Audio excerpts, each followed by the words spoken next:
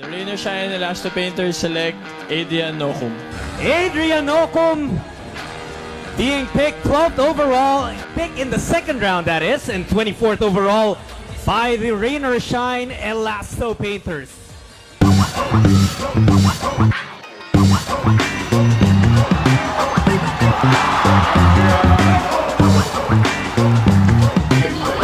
Si Adrian Nocum, isang makulit na bata na nakarating sa PBA. Na ako rin, hindi ko rin expect na makarating ako dito sa PBA, lalo na sobrang daming magagaling na player dito sa atin. Yeah. Ang first, di ko na matandaan kung kailan ako nag-start naglaro, pero sa lugar namin, talagang isa yung basketball sa sports talaga na ano. So nung bata ako, dun sa court namin, Barangay 60 ako eh. Dalawa yung court namin, isa sa 60, isa sa Barangay 58. Dun sa Barangay 58, dun ako nag-start na maglaro sa mga liga like Mosquito, ganyan. May liga kami dun lagi, intercolor. Tapos nung high school ako, dancer ako dati sa ano namin. Tapos nung college, hindi pa rin ako naging player. Nung sa college, nag-start ako ng, anong tawag dun, intrams po. Nung intrams, doon ako nakita nung varsity coach, anong team nung coach namin sa UDM, Universidad de Manila, na may nakitaan nila ako ng potential, kinuha nila ako dun sa team ng UDM. Tapos po, na naglaro po kami sa, mayroong kaming liga, ang pangalan ALCU, Association of Local Colleges sa buong Pilipinas, sa mga local colleges po. Naglaro kami sa may Batangas po. Tapos, ang ano po pala namin dun, si Coach Randy Alcantara, ang athletic director. Si Coach Randy Alcantara, head coach po pala dun sa Mapua.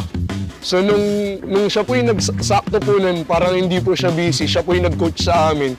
Dun po sa Batangas, maganda po yung naging laro ko po nun.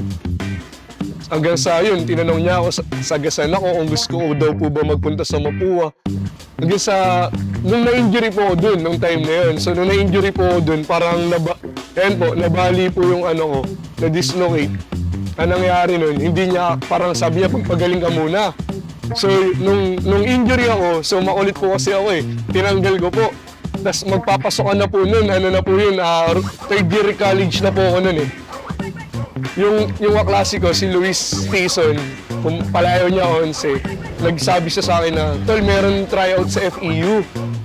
Sabi ko, no, may pasok na tayo kasi parang first day of school namin nun. Sabi niya, tara, tryout muna tayo. Sige, tryout tayo, hindi kami pumasok. Nag-tryout kami sa FEU, Menjola.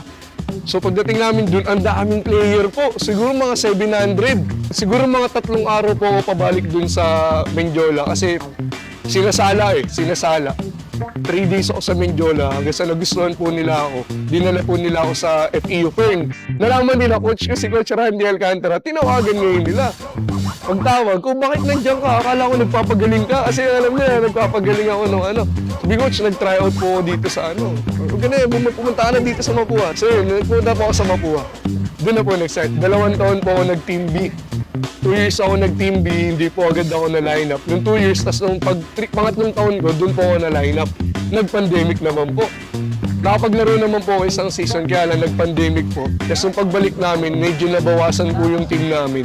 So kami po yung, kumbaga parang yung mga senior po namin, nawala po. Kami po ngayon yung pumalit.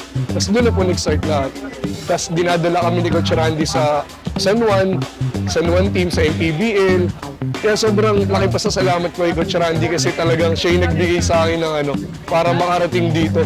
Si Coach Randy, Coach Yong, tsaka si Coach Nani Epandulan. Tapos ayun, nakarating ako sa, ano po yun, parang nabigyan din ako ng break nun, naaalala ko. Kasi si Renz Abando, teammate ko po siya sa San Juan. Na-injury po siya that time. Nung na-injury po siya, apestuhan ko po siya eh. Doon po ako nabigyan ng break. Tapos nagdire-diretso na po yun. Nagkaroon ako ng baby.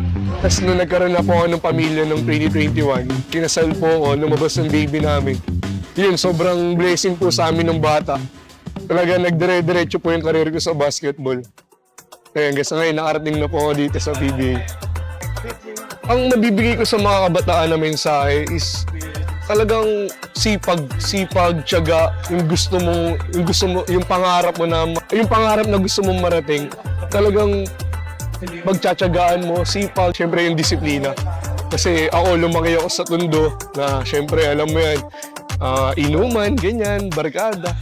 So, kaya ano ba, lalo sa mga tiga-Tondo na gusto syempre makarting sa PBA, alam nyo naman yan, sa lugar natin talagang maraming tukso, ganyan.